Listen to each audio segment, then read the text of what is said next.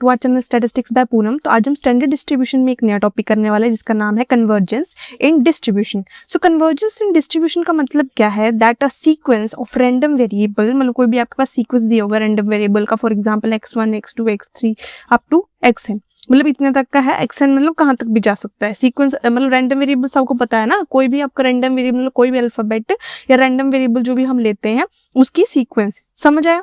Starts to behave more and more like a certain fix distribution, मतलब वो fixed हो रखा है as a sample size grows larger. ठीक है, जैसे जैसे सैंपल साइज आपको पता है एनसीडी नोट होता है, और सैंपल साइज क्या होता है? पॉपुलेशन का छोटा सा पार्ट। ठीक है, तो उसका साइज जो है जैसे जैसे ग्रो करेगा, जैसे जैसे लार्ज बनेगा, तो क्या होगा, जो सर्टेन डिस्ट्रीब्यूशन है वो क्या हो जाएंगी? फिक्स्ड हो जाएंगी। तो यहाँ पर जो हमारी फॉर्मल डेफिनेशन है इससे रिलेटेड वो है क्या है? A sequence of random variables xn is said to be converge in distribution to a random variable x। वो तब होगी, मतलब ये sequence of random variable xn कब तक इसको हम कन्वर्ज बोल सकते हैं? जब हमारे पास ये इक्वेशन क्या हो जाएगी? ट्रू हो जाएगी, या ये इक्वेशन फुलफिल हो जाएगी। इसमें पहली बात क्या है कि लिमिटेशन कहाँ क्या है, जिसमें n अप्रोचेस टू इन्फिनिटी जा रहा है, मतलब हमें n की वैल्यू नहीं पता है, 1 से जो स्टार्टिंग है हमें लास्ट नहीं पता कि वो लास्ट कब तक जा रहा है। Probability where xn is less than equal to small x is equal to probability of capital X less than equal to x for all x where fx is continuous. तो ये है फॉर्मूला जिसमें हम लिमिट लगा के probability निकालते हैं। ठीक है, अब इसमें xn क्या है? xn है हमारा सीक्वेंस ऑफ रैंडम वेरिएबल्स। ठीक है, ये वाला xn, अभी हमने बताया कि xn up to so on जा सकता है, तो ये हमारा सीक्वेंस है रैंडम वेरिएबल्स का। x क्या है? The limiting random variable. Limiting random variable means जिसकी लिमिट हमें बताई होगी। जैसे फॉर एग्जांपल मुझे बोला होगा कि सिर्फ स्पेसिफिक x15th निकालना है, so this is like a fixed limiting.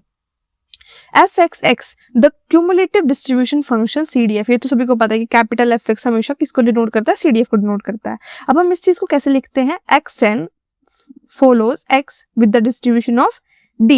यहाँ पर हमें लिखा है कि इसको हम कैसे रीड आउट करते हैं, इसको हम मतलब कैसे बोलते हैं?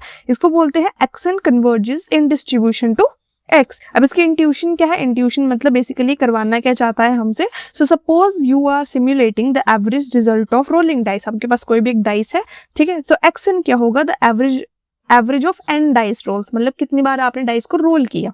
ठीक है, as n increases the distribution of xn get closer to a normal distribution by the central limit theorem. मतलब जैसे n इंक्रीज किया, फॉर एग्जांपल आपने 10 बार डाइस को रोल किया, 12 बार किया, 15 बार किया, ठीक है, तो जैसे जैसे जैसे वो मतलब इंक्रीज करेगा, वो किसके मतलब क्लोज होता जाएगा? आपके नॉर्मल डिस्ट्रीब्यूशन के। तो यहाँ पर हम उसको बोल सकते हैं कि जो आपका xn है वो किसको अप्रोच कर रहा है?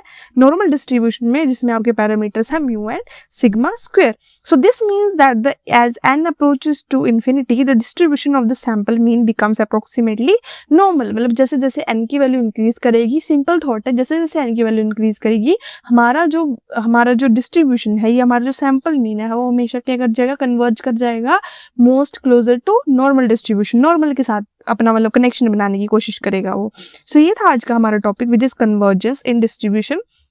अगर आपको कोई डाउट है प्लीज कमेंट सेक्शन में पूछ लेना, और साथ में मैंने डिस्क्रिप्शन में कुछ इंटरेस्टिंग से आपके लिए लिंक्स दे रखे हैं जिसमें बहुत सारे क्वेश्चंस है related to GATE, IIT, JANCO, सभी कॉम्पिटिटिव एग्जाम्स के लिए बेसिकली, तो आप उनको यूज कर सकते हो। मिलते हैं नेक्स्ट वीडियो में, तब तक के लिए bye and have a nice day.